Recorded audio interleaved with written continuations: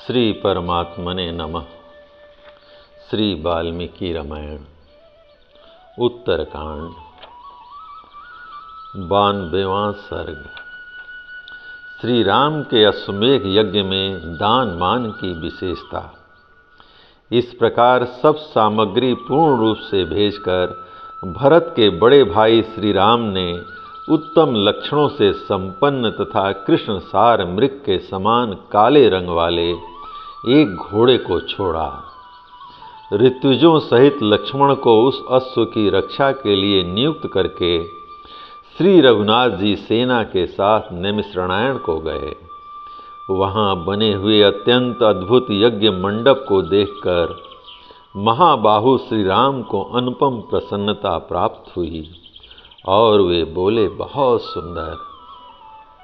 नैमिषारण्य में निवास करते समय श्री रामचंद्र जी के पास भूमंडल के सभी नरेश भांति भांति के उपहार ले आए और श्री रामचंद्र जी ने उन सब का स्वागत सत्कार किया।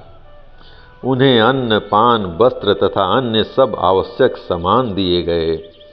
शत्रुघ्न सहित भरत उन राजाओं के स्वागत सत्कार में नियुक्त किए गए थे। सुग्रीव सहित महामनस्वी बानर परम पवित्र एवं संयत चित्त हो उस समय वहां ब्राह्मणों को भोजन परोसते थे।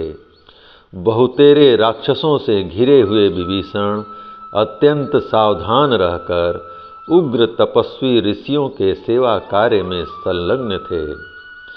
महाबली नरश्रेष्ठ श्री राम ने सेवकों सहित महामनस्वी भूपालों को ठहरने के लिए बहुमूल्य वास स्थान दिए। इस प्रकार सुंदर ढंग से अश्वमेध यज्ञ का कार्य प्रारंभ हुआ और लक्ष्मण के संरक्षण में रहकर घोड़े के भूमंडल में भ्रमण का कार्य भी भली भांति संपन्न हो गया। राजाओं में सिंह के समान पराक्रमी महात्मा श्री रघुनाथ जी का वह श्रेष्ठ यज्ञ इस प्रकार उत्तम विधि से होने लगा। उस अश्वमेध यज्ञ में केवल एक ही बात सब ओर सुनाई पड़ती थी, जब तक याचक संतुष्ट न हो तब तक उनकी इच्छा के अनुसार सब वस्तुएं दी जाएं। इसके सिवा दूसरी बात सुनाई नहीं देती थी। इस प्रकार महात्मा श्री राम के श्रेष्ठ यज्ञ में नाना प्रकार के गुड़ के बने हुए खाद्य पदार्थ और खांडव आदि तब तक निरंतर दिए जाते थे जब तक कि पाने वाले पूर्णतः संतुष्ट होकर बस न कर दें। जब तक याचकों के मन की बात ओंठ से बाहर नहीं निकलने पाती थी तब तक ही राक्षस और बानर उन्हें उनकी अभिष्ट वस्तुएं दे देते थे। यह बात सबने देखी। राजा श्री राम के उस श्रेष्ठ यज्ञ में हृष्ट पुष्ट मनुष्य भरे हुए थे।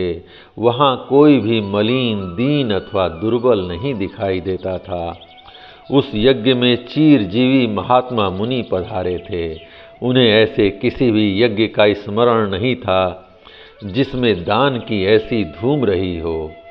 वह यज्ञ दान राशि से पूर्णतः अलंकृत दिखाई देता था। जिसे स्वर्ण की आवश्यकता थी वह स्वर्ण पाता था, धन चाहने वाले को धन मिलता था और रत्न की इच्छा वाले को रत्न। वहाँ निरंतर दिए जाने वाले चांदी सोने रत्न और वस्त्रों के ढेर लगे दिखाई देते थे। वहाँ आए हुए तपस्वी मुनि कहते थे कि ऐसा यज्ञ तो पहले कभी इंद्र चंद्रमा यम और वरुण के यहाँ भी नहीं देखा गया। बानर और राक्षस सर्वत्र हाथों में देने की सामग्री लिए खड़े रहते थे और वस्त्र धन तथा अन्य की इच्छा रखने वाले याचकों को अधिक से अधिक देते थे। राज सिंह भगवान श्री राम का ऐसा सर्वगुण संपन्न यज्ञ एक वर्ष से भी अधिक काल तक चलता रहा। उसमें कभी किसी बात की कमी नहीं हुई। जय राम जी की। इस प्रकार वाल्मीकि निर्मित आर्ष रामायण आदि काव्य के उत्तरकांड का 92वां सर्ग प्रभु श्री राम की कृपा से पूर्ण हुआ। जय राम जी की।